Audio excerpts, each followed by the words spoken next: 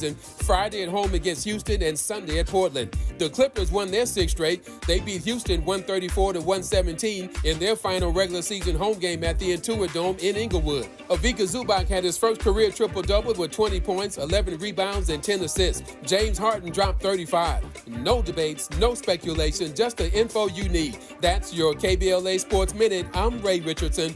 More news, opinions, and conversation when we come forward on KBLA Talk 1580. Hey, this is Zoe Williams, the voice of reason, and for over 20 years, Parkside Economic Development Corporation has served Leimert Park and surrounding communities, empowering tomorrow's leaders and changing lives. Parkside EDC has awarded over $400,000 in college scholarships while sharing economic principles of the Big Five of money with students and their families. Parkside EDC partners with organizations like the Brotherhood Crusade to assure our youth have the financial acumen to succeed. Parkside EDC provides families and businesses with financial insights, offering free online, on-site, and on-air B-Warp presentations. The Black Wealth Attainment and Retention Programs helps our community acquire, sustain, and pass down legacy wealth. High school seniors can apply for this year's scholarship awards at parksideedc.org. Scholarships will be awarded at Parkside EDC's Gospel/Jazz Brunch on Sunday, April the 27th. For details, tickets, or donations, please visit parksideedc.org. This is a community call to action from KBLA Talk 1580. Street Science, you're on here. What do you feel when you hear a record like Tupac's new one? I love Tupac's new record. Right, but don't you feel like that creates tension between East and West? He's talking about killing people. I had sex with your wife, and not in those words. But he's talking about, I want to see you deceased. To live and die in L.A., California. What you say about Los Angeles? Still the only place for me that never raises. To live and die in L.A., where every day we try to fatten our pockets. Our seconds hustle for the cash, so it's hard to knock it. Everybody got their own thing, currency chasing. Worldwide through the hard times, worrying faces. Shed tears as we bury sticking close to heart. What was a friend, now a ghost in the dark. Cold part about it, got smoked by a fiend. Trying to floss on him, blind to a broken man's dream. A hard lesson, court cases keep him guessing. Plea bargain ain't an option now, so I'm stressing. Cost me more to be free than a life in the pen. Making money off of cuss words, writing again. Learn how to think ahead, so I fight with my pen. Late night down, sunset, like in the zen. What's the worst they can do to a nigga? Got me lost in hell to live and die in L.A. On bail, my angels. KBLA Talk 1580. Dominique DiPrima here for First Things First. And we are continuing what has turned into a two-day conversation, welcoming into the studio someone with 35 years of criminal justice experience. For the past 5 years, he had been working for the city of St. Louis and serving as director of the Office of Violence Prevention. At the moment, though, he is over the Los Angeles County, maybe one of our biggest projects, the CEO's office on the jail closure implementation team, which I understand has recently been renamed. Wilford Pinkney Jr., welcome. Thank you very much. Good morning. Thank you for having me. Well, thanks for coming in. When you say you came from St. Louis, doing this work, working with as a law enforcement advisor, working National Center for the Courts, state courts, various different jobs. Mm-hmm. I'm sure that the movement here in LA towards a care first model, towards alternatives to incarceration, and ultimately part of what came out of that was this desire to close our Men's Central Jail.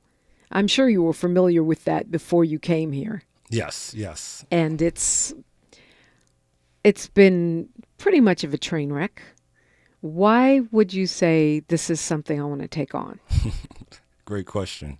And I'll tell you, as an aside, one of the things I did when I was, trying to educate myself more about what was going on in St. Louis, I watched a clip of your show. You did an interview with Megan Castillo and was talking about jail closure to really educate myself a little more about what was going on. What was really important to me, when I first heard the term jail closure, I was not that interested if it was just about closing a building. But when I heard the conversations you were having with Megan, when I read more about the Care First model and saw that it was really about centering community, addressing root causes, connecting people to supportive services, which was a lot of the work that I did. And, it was related to the office I built in St. Louis. That's what really, attracted me to the opportunity. Obviously, LA, I was born and raised in New York, born and raised in the Bronx. LA is a large city like that. I love cities. I grew up in New York in the 70s and 80s, so I know about communities being left behind and marginalization. I was born in the projects in the Bronx. I played in abandoned lots and drank out of fire hydrants, because that's what we had, didn't have air conditioning. So I'm aware of those things. Those things have always been part of my being. And so any opportunity to address those issues and work with community to make sure that we are supporting those who have been left behind and who are most marginalized, something like that is always going to attract me to a job. Yeah, I'm pretty sure I remember the conversation you were talking about with Megan Castillo, because we had just come from a meeting of the Board of Supervisors talking about the closure of the Men's Central Jail for probably the millionth time. I mean, that's not, it wasn't the first conversation about that. And my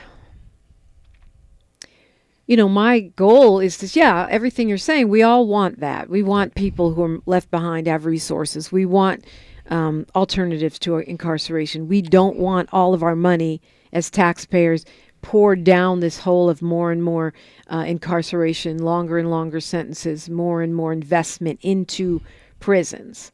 But at the same time, there is beginning to be a feeling like this is just talk, and it's not actually going to happen because we're not seeing the concrete steps. And I don't necessarily put that on one individual, because I don't see how you or anyone can close down Men's Central Jail without building a replacement, without the cooperation of every department head in the county system and a firm commitment by the Board of Supervisors and the CEO's office.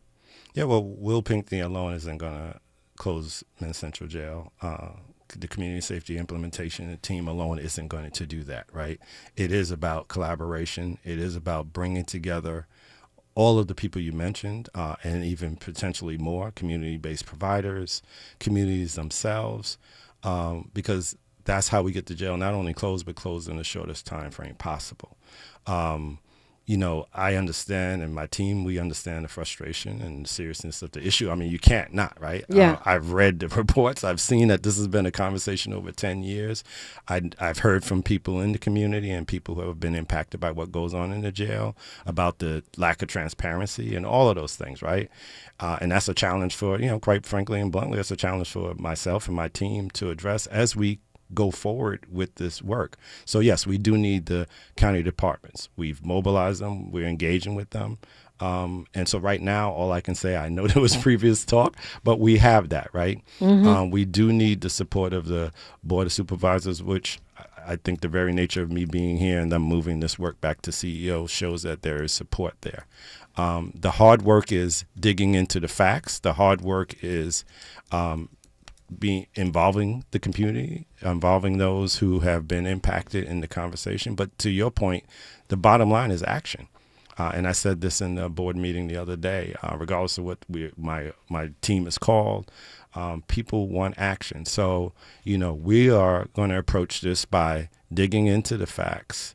We're going to approach this by making sure that we know what works. And then we're going to move quickly, but make sure we get this right this time. And I know that people have heard this before. I understand these are words to people, but it is going to be important for us to show this through our actions and in continuing engagement. Right. So the team is now officially called Community Safety Implementation, right? Some folks, that I've heard since that was announced, what was that, yesterday or the day before? Tuesday, yes. That some folks took that as a signal that the county doesn't intend to close the jail just because of the shift in the name. It's like moving the goalpost. How do you see I'm that? going to emphatically say here, I said it on Tuesday, the goal of the Community Safety Implementation Team is to close Men's Central Jail, work towards closing Men's Central Jail without a replacement. That is directive from the board. If you look at, not that people tend to, right? But if you look at the board reports, the board motions, the things that are described in closing Men's Central Jail or replacement, we are doing. We are mobilizing those county departments. We are making sure we're engaging with them. They're providing us information around what they're doing to advance that goal. We are looking at data. We're collecting data. We're doing all of the things. If you look at I don't know if you got a chance to read our board report, but all the actions that we are taking are in those motions. So I'm emphatically saying that has not changed. As I mentioned, the name change is really rooted in a couple of things, right? So community safety, it's a lot of definitions for every term. Yeah. But through the work that I was doing and building that Office of Violence Prevention and all the work I did in St. Louis to expand systems of care, to develop crisis response models, to make sure people didn't go into jail when they were in crisis, is all rooted in an approach to make sure people not only are safe, but feel safe. And we're using social interventions to make sure that root causes of crime are addressed, and we're involving community in planning and implementation. So once again, there's multiple definitions for terms, but that's the reason that I felt that term was important. And also, I researched and looked at the ATI work group report that had the recommendations that were adopted to create that Care First Jails Last model. And in that report, it says specifically that community safety is best achieved by connecting people to supportive services and not putting them in jail. Yeah. And that is something that the voters showed up and weighed in on repeatedly in LA County, and resoundingly, that was a different time. And we have seen a lot of backlash, not just in LA County, but nationwide. So I guess there's also a question of political will at this juncture to follow through on promises and commitments we made in 2020. Yeah, and I think the other piece of that is that the work has happened over such a long period of time. We went back and looked at those reports, as I said. We, in fact, pulled out 244 recommendations that were embedded in the reports that we reviewed over that period of time, right? And we're in the process of going through those now, figuring out what is similar, figuring out what was addressed, what hasn't been addressed, and looking at the feasibility. But all of those reports, as we looked at them, were built on different assumptions. And because they were done over such a long period of time, to your point, many of them pre-COVID, conditions have changed. Right. And so this is where I understand the frustration, and hearing somebody come on this radio and talk again about what we need to look at. I'm not looking to start something new. We haven't started some new approach. We are looking at what was done, but we also then need to make sure that the assumptions that those things were based on, the data that those things are rooted in, actually are the things that exist now, so that when we talk about creating community beds, right, so that people don't go to jail, they can be treated in community. We need to understand what is the cost of that and how long it takes to do that as we build that plan for closure. And also whether or not judges are going to agree to it, because I don't see a lot of judges, depending on, what the person's criminal record is, saying, oh, we're going to let someone that we consider to be a possible threat to go to an unsecured bed that's being managed by a community-based organization. Exactly, and we're working with the courts in that vein to understand what judges do see as a proper standard in order to release someone, right? But it's not just about community beds either, right? And so we have to build multiple strategies, and these things have been in previous reports once again. So right, some things and they do have a price tag. And they do have a price tag. So we need to make sure. I didn't see any reports that I looked at that were as holistic as our approach, right? We want to be really holistic in our approach. So when I don't want to say it's a report because it's not, we're not looking to produce some 50, 100-page document, but we want to make sure that what we present says, these are the strategies that are working. This is what it costs to scale those things up, right? This is how long it's going to take to implement them. This is what has been the reality of what they've been able to do to this point to facilitate the release of people from jail, or where appropriate, or to deflect people, prevent people from going into jail, or put them in other places where that may be appropriate for whatever their level of need of care might be. We're talking with Wilford Pinkney Jr. You say frustration. I think you're coming from a board meeting and probably community listening sessions. What I'm trying to do is more. It's not so much about frustration. It's about what is the way forward in what is actually needed to make this happen, and is it even doable? Are we just saying something to say it because we said it, and now we're going to keep saying it, if that makes sense. So I want to, go a little bit more into the weeds with you on this, and also want to, talk about your vision. And I know you have a track record of doing some things in St. Louis that may directly apply here in Los Angeles. We'll look at all that. If you got a question or a comment or conversation, 800-920-1580. So I guess for me, it's not about frustration. It's about getting to the truth behind the promises, the history, the talking points, the rhetoric. That's right. And that's my job. Hopefully I can do it. I don't know. I'm going to say the same thing about my job. Greater minds have failed. We'll continue this conversation when we come forward on KBLA Talk 1580. A safe place to go loud. A great place for progressive politics. KBLA Talk 1580. Before the fire, Altadena was a real-life Wakanda. A thriving black oasis just 15 miles from downtown Los Angeles. 80% black residents were homeowners, building intergenerational wealth against the odds. It was a hub of black-owned businesses, churches, and cultural institutions. It stood as a symbol of black resilience and economic independence. Then, in a matter of hours, it was gone. The fire tore through homes, swallowed businesses, and left behind a painful void. But was it just an unstoppable act of nature, or was negligence involved? Did officials ignore early warning signs? Were the response efforts delayed or insufficient? What role, if any, did corporate or government failures play? Survivors are demanding answers. Don't miss our KBLA Talk 1580 Town Hall. The Eden Altadena Fire, 100 days and counting.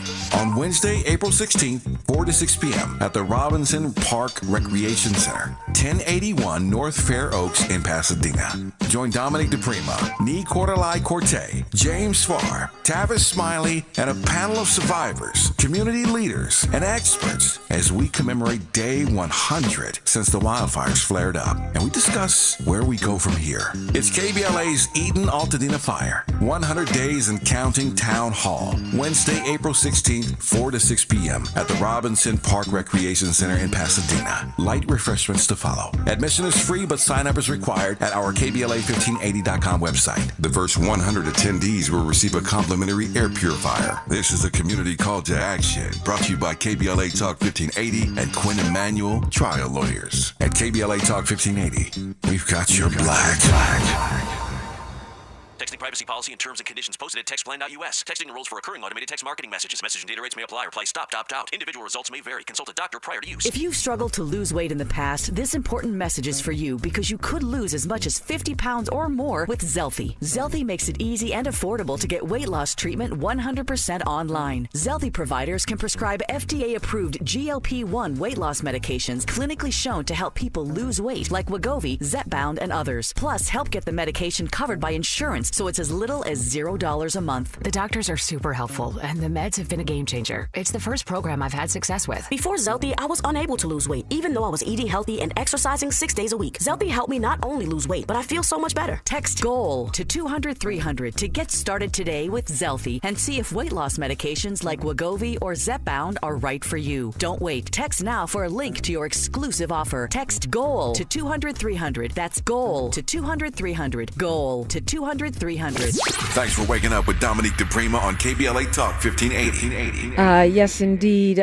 Thank you for waking up with us, and thank you for being part of this and all of our conversations. If you missed one of them, you can find them wherever you get your podcast for free, or you can go to YouTube. We always have, we always keep our podcasts up there on YouTube. I guess that's where Wilford Pinkney Yes. Jr. found the conversation we were having about the jail closure, which is one of ongoing conversations here. When you talk about the community safety implementation, which is now the name of your team. Talk to me about what you did in St. Louis that you think applies here directly. So when I went to St. Louis, I went to work on bail reform. And this was pre-COVID. St. Louis, as you know, is ground zero for criminal justice reform with Mike Brown, the killing of Mike Brown. And so coming into a similar situation, Mike Brown got killed in 2014. I went to St. Louis in 2018. You had the Ferguson Commission report, bunch of recommendations. You had a couple of other reports. Did sort of the same thing when I went there, like as it was reported about, called it For Sake of All, that looked at the journey, the health journey of African Americans in St. Louis. And so there was a similar, like, we've been talking about this. We had this murder. We had all this groundswell of people coming in, support, local support. We had this commission created, all these recommendations, and most of them hadn't even been implemented by 2018 when I got there. You got this jail system that, it was a jail there called Men's Central, sorry. Medium security, it had the same M, so that's why I went there. Medium security institution that, had, was called the workhouse, I think was another name for it. People who had horrible experiences there had been in that jail. And so, I'm coming into this situation where I'm this person who's not from there and is being asked to sort of help with a new direction, right? And help figure out what can be done. And similar to what I did here, looked at what had already been done, brought together people from community, active advocates, people who worked in social services, mental health, and all that, to say, hey, how can we just reimagine, and that time was reimagining the pretrial system, right? We turned to pretrial reform. Like, how can we develop a framework of something different so that we can make sure that people are being diverted from the system? Because if you think just about jail, for that example, you're thinking about a point in time with judges who are don't want to release people, all the same things, right? Judges are individual actors. They get to do what they want. And so, it's a challenge to point at that point in time. So you want to identify multiple off-ramps. This is what we were thinking about then, to get people so that we have as few people as possible that even have to go through that type of experience. And so brought these people together for 6 months. We met every 2 weeks and had people from all different perspectives, because that's what you need. To your point earlier, we need a lot of people involved because we need to understand the pitfalls, the opportunities, and all of those things.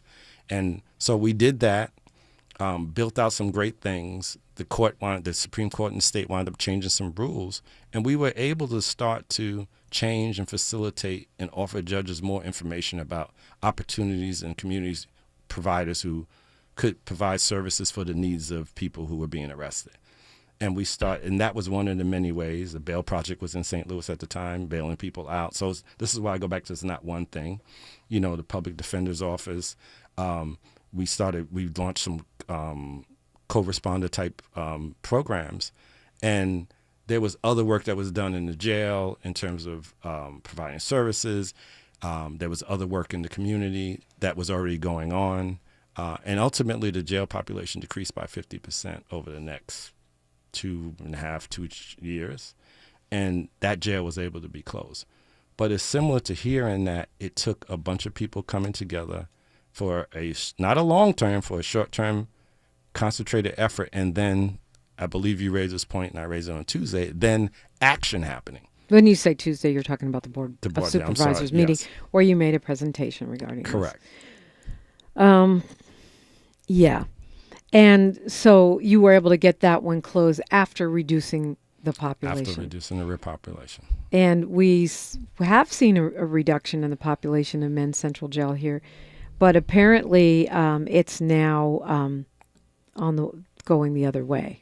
Correct. Filling up again. And, that doesn't surprise me. I don't see how you, with the current climate and a new DA, I don't know how you keep reducing the population there. So it's those things, but it's also, a lot about trust. We talked about judges having trust. Yeah.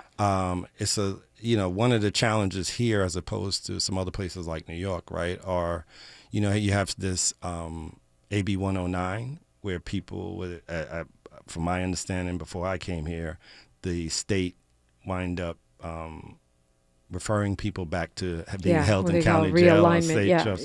This realignment that happened. So that's a challenge as well, right? Because if you took those people out of jail, the jail population would be lower because they would be normally serving time somewhere else, right? Yeah.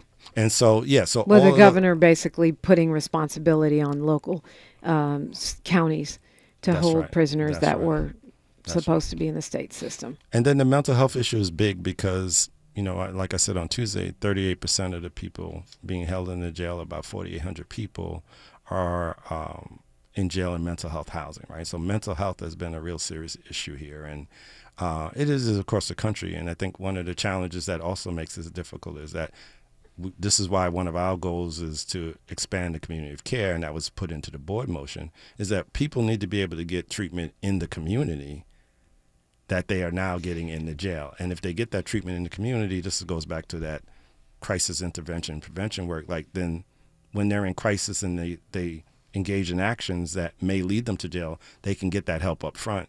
And so they're not going to even make their way into the jail. So that is a very important part of it as well. And this is why I go back to my point about we need to dig into the fact. I'm new here, my team, we're new in terms of our efforts. We need to dig into the facts. We need to know what's working. And then we need to understand reality. And the mixture of those things is going to be how we move towards getting the jail closed. But you're right. If the jail population keeps increasing, and right now due to Prop 36, we're adding about 38 people a week. The jail population is up since January, and we have created community beds, and we have diverted people into, supportive services in the community, and we still have the jail population going up. So we do have to dig into that, find out all the things that I mentioned, what's working and the facts and the reality, and see how are we going to get this jail population. I got questions. We'll get to those after news, traffic, and sports. You're listening to KBLA Talk 1580. She's reclaiming her time on KBLA Talk 1580. More First Things First with Dominique DiPrima when we come forward. I'm Bree Wood with 4 Things You Should Know with BIN News. President Trump's 90-day tariff pause is in effect. Black Democrat Senator Raphael Warnock calls it a step in the right direction. Press Secretary Caroline Leavitt says it's due to trade deal negotiations. The House passed a GOP bill to limit federal judges' power to issue nationwide injunctions targeting only involved parties. This responds to injunctions against President Trump's actions. President Trump's 90-day tariff pause is in part of planned negotiations with foreign countries, excluding China. He says he's flexible and open to talks with China's President Xi. President Trump's tariffs policies have created significant challenges for black businesses, with many small business owners concerned about the rising cost of goods and materials. And Jay-Z's Rock Nation School of Music, Sports, and Entertainment at Long Island University, Brooklyn faces backlash as students claim they were misled about graduating debt-free. LIU states scholarships don't cover fees or housing. Get BIN News on demand 24/7 on the iHeartRadio app. Imagine a photograph of your favorite place in California. Then right in the middle of it, one piece of litter. Litter has no place in our lives, not one piece. Together, let's change that. Clean California. Zero litter is the goal. CleanCA.com. Is this the This is the KBLA Sports Minute with Ray Richardson. In so many ways Wednesday night, Luka Doncic told the Dallas Mavericks organization they never should have traded him. In his first game in Dallas since the Lakers traded for him on February 2nd, Doncic had a spectacular return. 45 points, 6 assists, and 4 steals. Doncic got standing ovations from Mavericks fans before and after the game. The Lakers pulled away for a 112-97 win. The win secured a top 6 finish for the Lakers in the Western Conference, which means they will avoid the play-in round. The Lakers have 2 games remaining in the regular season, Friday at home against Houston and Sunday at Portland. The Clippers won their 6th straight. They beat Houston 134-117 in their final regular season home game at the Intuit Dome in Inglewood. Ivica Zubac had his first career triple-double with 20 points, 11 rebounds, and 10 assists. James Harden dropped 35. No debates, no speculation, just the info you need. That's your KBLA Sports Minute. I'm Ray Richardson. More news, opinions, and conversation when we come forward on KBLA Talk 1580. We asked seniors how to prevent Medicare scams. My best advice, if you get a phone call, do not talk to the person. These people are well trained. Don't talk to them. They don't know me. They're just trying to scam me. Don't be fooled. Hang up. Just hang up. Never give out your Medicare number. They're going to get your number to put in a false claim. If I get a call from someone, I don't pick up the phone. And should I pick up the phone and they ask for information, then I hang up. How do you detect Medicare fraud? Just like I check my credit card statements, I check my Medicare statements monthly. Scammers can get a hold of your number, order medical devices through your account, and you're not even going to know about it if you don't look at your statement. Check your statement every month. If you get your statement and you see something that you know you did not have done, you report it. Call your senior Medicare Patrol. To report Medicare fraud, call the Senior Medicare Patrol at 855-613-7080. At Exquisite Family Mortuary, we know how overwhelming it can be planning a meaningful farewell for your loved one. Secure your peace of mind by calling Charlotte White at 323-577-5562. That's Charlotte White at 323-577-5562. From traditional funeral services to memorials to direct cremation, pre-needs, and more. Call Charlotte White at Exquisite Family Mortuary for Southern hospitality in Southern California. That's Charlotte White at 323-577-5562. Exquisite Family Mortuary is located nearby in Inglewood, California. Exquisite Family Mortuary, where your loved one becomes our loved one. Hello, this is Dr. Rosa Milligan calling authors and business owners to register now for Black Writers on Tour plus Business and Tech Expo Saturday, April 26th, 10 a.m. to 3 p.m. at the Carson Community Center. Authors, aspiring writers, learn how to write, publish, and sell your book. Business owners, Black folks got the memo, and they're looking for you now. Let them know where you're at. Call 323-750-3592. It's a free event. You heard right, free. And there's something for everybody. Go to blackwritersontour.com and register today. 323-750-3592. Literacy and technology is everybody's business. Black Writers on Tour, Saturday, April 26th, 10 to 3 p.m. Admission and parking are free. See you there. 323-750-3592. Or visit Black Writers on Tour. Don't you miss it. Find a righteous rage and don't be afraid to say what you see. We're KBLA Talk 1580. We are, and we're talking with Wilford Pinkney Jr. He's over the Community Safety Implementation Team. The CEO's office on the jail implementation team is what you may have known it as. And you know, so many things to unpack. I'm going to try to do a little speed round here if I can. Looking at your report, I feel like I'm having deja vu. I was sitting in the Board of Supervisors when JCOD, Justice, Care, and Opportunities Department, made their report to the board, and it sounds really similar. What's different, and why is this going to happen when that didn't happen? I mean, you even mentioned, you know, the supervisor's initial motion and the report after that. It's like, great report. You know, when is the movie coming out? Right. No, fair question. So I would say it's similar in that we're not reinventing the wheel. We're going back and looking at what was done previously to understand, what are the things that are most actionable, right? Because this is about action, right? Right. I'd say the other thing too is that we're taking, from what I said, like I said before, a more holistic approach, right? So we're looking to understand the facts. We're looking to, know what works about. This is why going back is important, and then we're looking to understand how that affects today's reality, such as, for example, the activity on the federal level. How is any attack on Medicaid going to impact our ability to provide services in the community? So that's where I would say the example of some of that reality and understanding how it's different in that. Okay. You also mentioned, you said earlier that you're in contact with all of these county department heads, and you're mobilizing them. That's not the word you used, but it was something similar to that. And I'm saying, this is what my observation, with the various places and stages of this jail, LA Men's Central Jail closure, is that a lot of these folks are actually, a level up from, or at the same level as the Board of Supervisors, or a level up. They could even be your bosses. Like, how do you mobilize people that are over their own departments that may or may not, be ready to take the steps that you're asking to take? You're talking about public health, you're talking about mental health, you're talking about probation, the justice system, law enforcement. I mean, there's a lot of moving parts. The sheriff's department, right? Yes. It's not like you can just walk in and say, okay, Sheriff Luna, we're doing this. Mental health, we need to do that. Right. Well, and that's not the approach, right? I mean, in general, it's about relationship building. So I will tell you, I've spoken to Sheriff Luna. I've spoken to Dr. Ferrer at the Department of Public Health. I've spoken to Dr. Ghali at DHS. Regularly, I speak to these people. Dr. Right, Wong, of course, at you have to. If they don't move, this doesn't happen. Exactly. It's not going to I don't care if they bring in Superman. It ain't going to happen. Exactly. So how do you move? I mean, county loves the meetings. Right. But action, not always so much.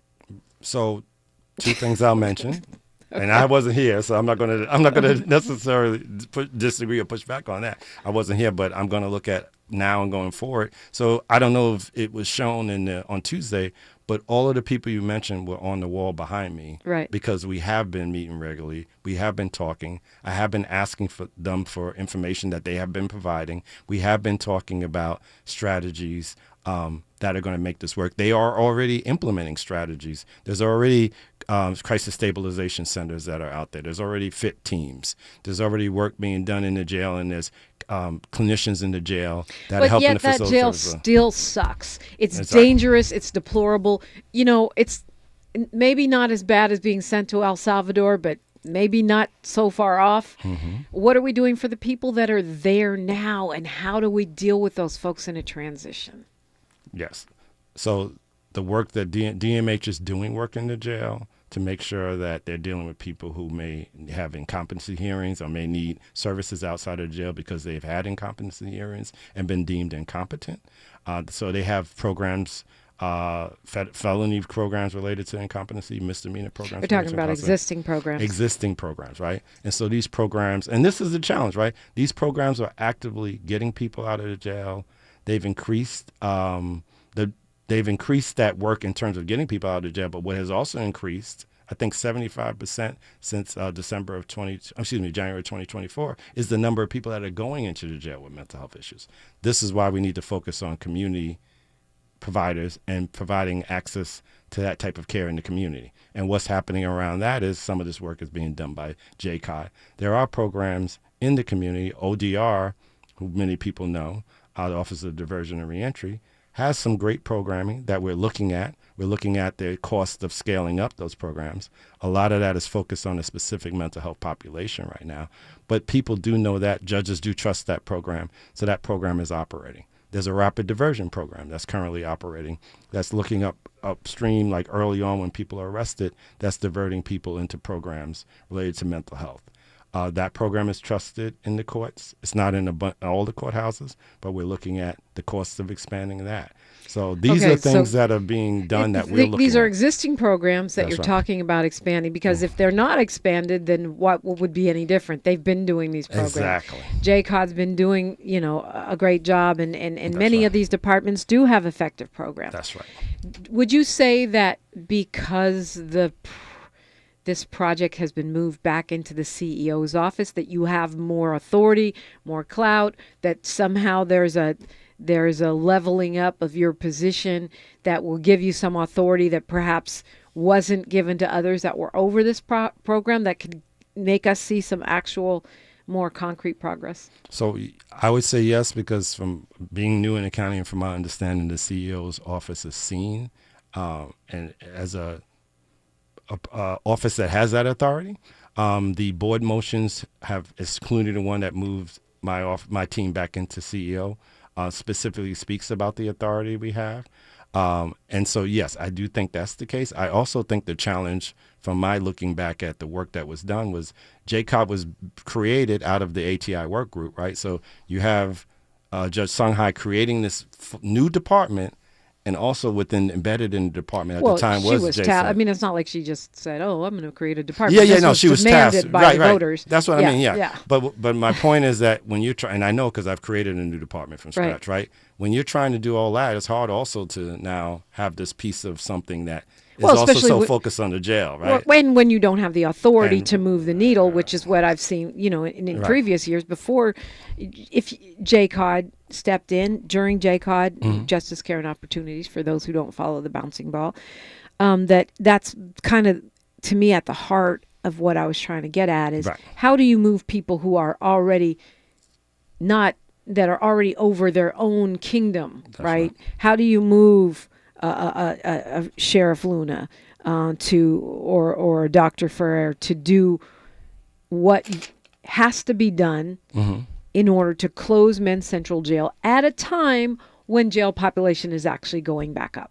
Yeah, and so that's why moving JCIT back into, it was JCIT at the time, back into the CEO's office allowed for a team now, instead of being in a department that's building itself and may not feel they have the authority, is a team now that is focused specifically on that. I don't know if it's about feeling you have the authority. Either you do or you don't. I mean, certainly I didn't see all the department, you don't see those department heads lined up every day in the Board of Supervisors meeting. Either you have to be there or you don't have to be there. I don't think it's a perception thing. And the only reason I say I don't know enough about what was in the motions, but bringing it back allows it to focus specifically on this work. So that is very different and very important. Right. Will that be affected by this the CEO now, this elected CEO, becoming possibly politicized? Well, if it's an election, it is definitionally politicized. Yeah, and I know there's a task force working on what that specifically is going to look like, but it will change it because you will have a mayor, similar to a mayor or a county executive, that has authority over all these departments. And so that structure, I would assume the structure, the hierarchical structure of the county administratively would change. So yes, I think it will change this, right? Because you'll have one person now directing all of those departments to do what's needed in general for the city. That sounds good on paper. I'll believe it when I see it. But when we come forward, I want to talk about, urgent next steps and how do we measure progress? How do we measure accountability? As you've said, you're the new guy here, but for those of us who have been tracking, it's not. I'm hearing a few new things, but what are the urgent next steps, and how does community gain accountability in this process? From your office, from you guys as bosses, which is the Board of Supervisors, and all the way up the food chain. You're listening to KBLA Talk 1580. More of First Things First with Dominique DiPrima when we come forward. KBLA Talk 1580. We've got a lot to talk about. KBLA Talk 1580, connecting you with services and solutions. LA County's new Justice Care and Opportunities Department, or JCOD, is here to support justice-involved individuals and their families. The JCOD Support Center is now taking calls at 1-833-LACJCOD. That's 1-833-522-5263. Available 7 days a week from 6 a.m. to 11 p.m., the Support Center is your one-stop shop for re-entry issues and court support. They offer court reminders, connections to local services, transportation assistance for housing, court appearances, and childcare. The JCOD hotline provides personalized help to connect you with services that you need. And don't forget to check out justiceconnect.org for more information. Remember, it's free and available every day at 1-833-522-5263. This is a community call to action from KBLA Talk 1580. At Providence, health equity is the foundation of our community health initiatives, ensuring care reaches those who need it most. Heart disease is the leading cause of death in America. African Americans face a higher risk of life-threatening issues like hypertension, the number one cause of stroke. 55% of Black adults have high blood pressure. The good news is 80% of heart disease is preventable with healthy lifestyle changes and patient-centered care provided by the Providence Heart and Vascular Institute. From routine screenings to advanced procedures, Providence provides comprehensive care for the heart conditions that overly impact our community by ensuring patients receive treatments tailored to their needs. Let's stop the trend of being 30% more likely to die from heart-related problems. Take charge of your heart health with world-class cardiologists who deliver the compassionate care you deserve. Visit providence.org/SoCalHeart. That's providence.org/SoCalHeart to request an appointment.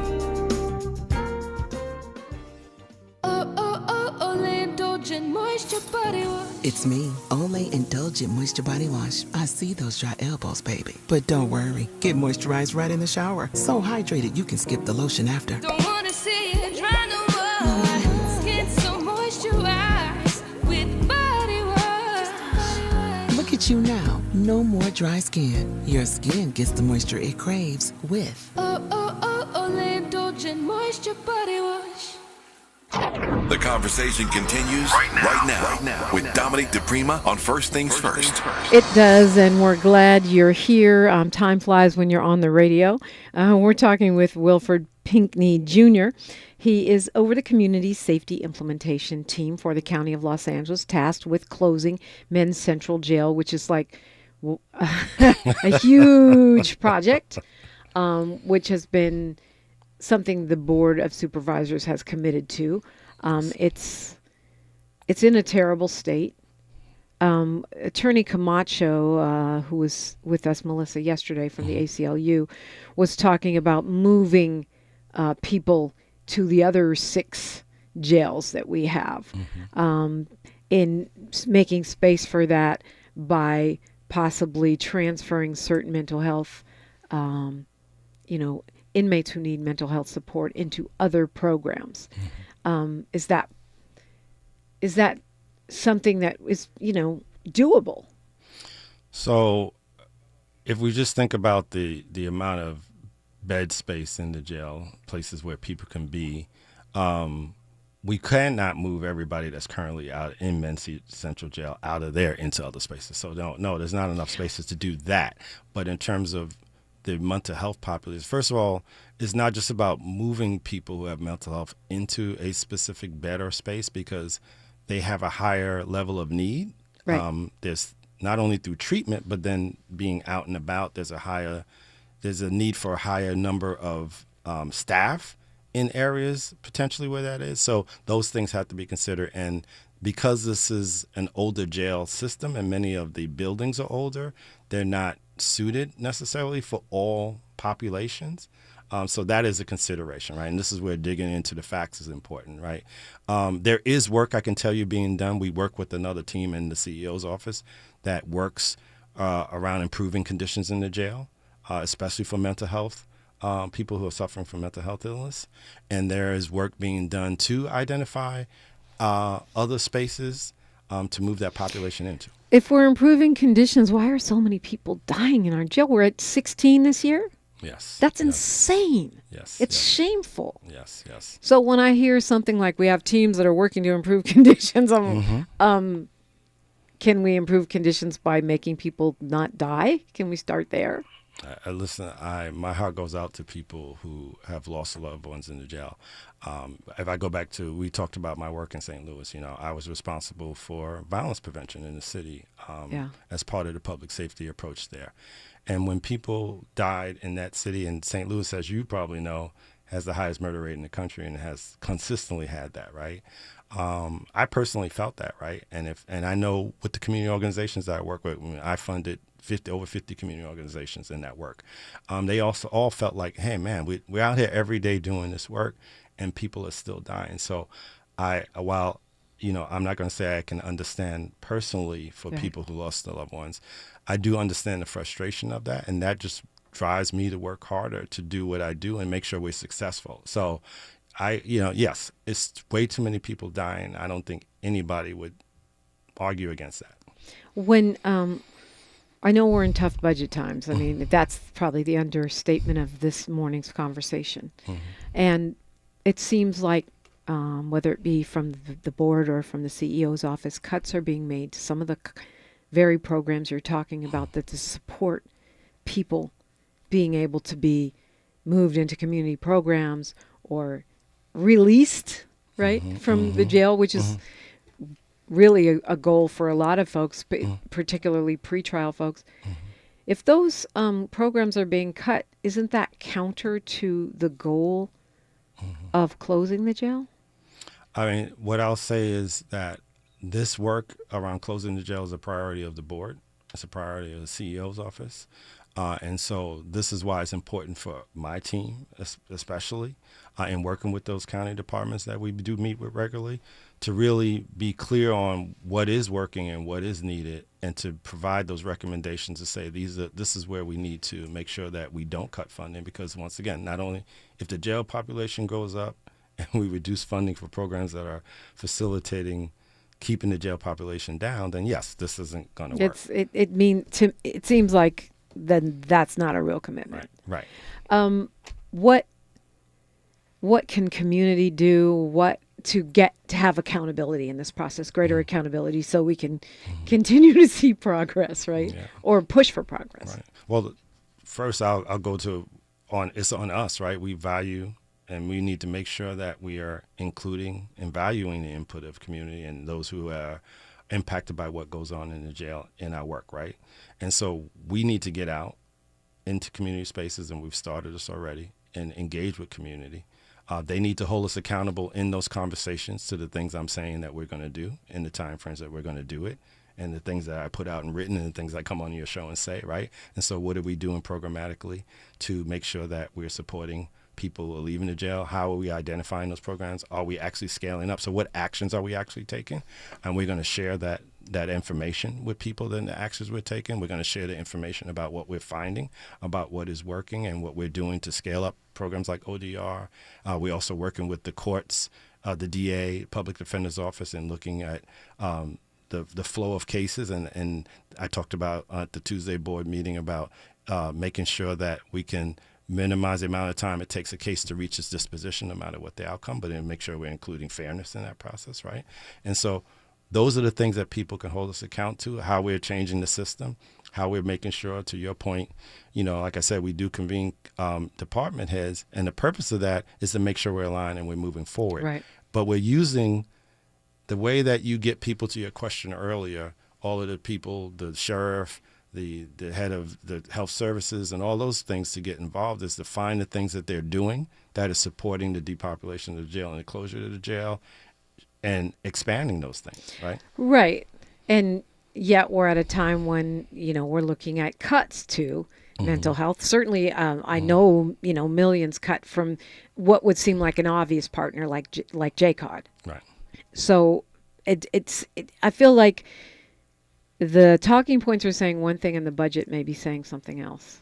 Well, as I said, it's going to be on not just me, but it's definitely, I'll speak for my office and my team. It's going to be on us to make sure, and we're doing this now. We have reached out to the departments. We're gathering information so that we can know what works and we can advocate on their behalf to say, these are the programs that are working that we need to maintain and we need to even scale up. What's your vision of a win, of success here? And is it possible? How do we speed it up? Right. So I'd say the first vision of success is to keep people coming to the table, keep people engaged, and keep people focused and actually engaging in action, right? Continuing to have the programs, continue to fund them, continue to expand them. The other vision of success is that, as I mentioned, in the 6 to 9 months, coming back to everybody, and along the way, we're going to be sharing information. So it's not like we just stop now and nobody hears from us until 6 months from now, right? But coming back with what we promised, like we're going to give you this holistic vision of what we know, what is working, what the facts are, and what the realities, what's today's realities are, right? We want to give that to everybody. We want to give it to the board so that they have the ability to make a decision. So those are the things that definitely people can hold us accountable to, what we say and what we do. And the fact that I'm saying to you that we are, and I am specifically, looking to be out in community on a regular basis, having these conversations, and tough conversation, and accepting whatever is driven my way in terms of what people feel about the process. Yeah, I mean, I think that's great. I mean, fact-finding, accessibility, meetings at times when people can actually come to them, those are all good and great. And we also, need action. That's right. Is it doable? Closing the jail, is it doable?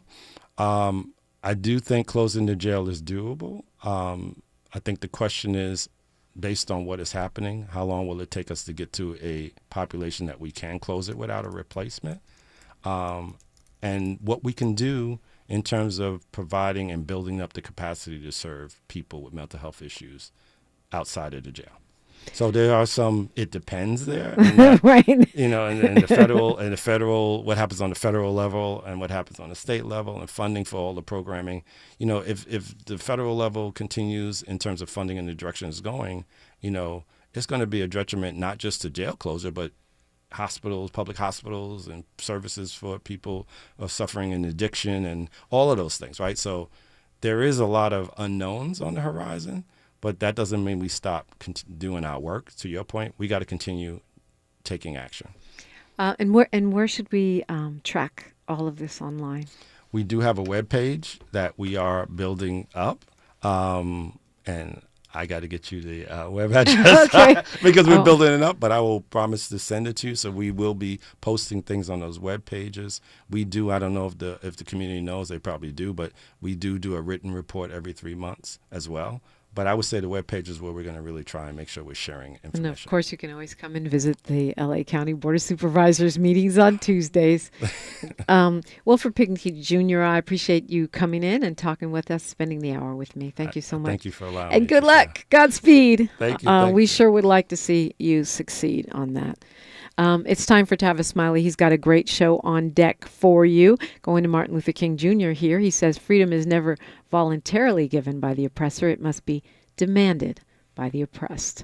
I'm Dominique DiPrima. I'm pretty sure you know that. If you want to keep talking, let's do it on social media. I'm at DiPrima Radio, DiPrima, and then radio.